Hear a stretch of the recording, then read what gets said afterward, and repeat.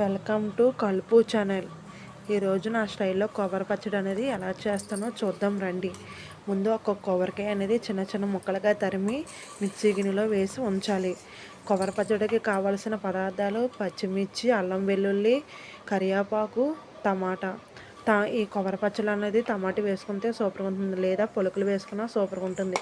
ఒక పెద్ద సైజు నిమ్మకాయ సైజు అంత చింతపండు నానబెట్టి ఉంచుకోవాలి. ఇప్పుడు స్టవ్ వెలిగించి బాండీ పెట్టి ఒక స్పూన్ ఆయిల్ పోసి జీలకర్ర, పచ్చిమిర్చి, అల్లం వెల్లుల్లి వేగిన తర్వాత కరివేపాకు కూడా వేసి వేగిన తర్వాత టమాటా వేసి సాల్ట్ వేసి మగ్గిన తర్వాత ఈ పదార్థాలన్నీ మిక్సీ గిన్నెలో వేసుకొని చింతపండు గుజ్జు కూడా వేసి మిక్సీ పట్టించాలి. తర్వాత ఈ పచ్చడి అనేది తాలింపు వేసుకోవాలి. పోపు దినుసులు, ఎండుమిర్చి, వెల్లుల్లి, కరివేపాకు వేసి ఈ పచ్చడి అనేది తాలింపు వేసుకుంటే సూపర్గా ఉంటుంది. ఇది రైస్లో కలుపుకొని తిన్నా, సాంబార్ అన్నంతో తిన్నా సూపర్గా ఉంటుంది.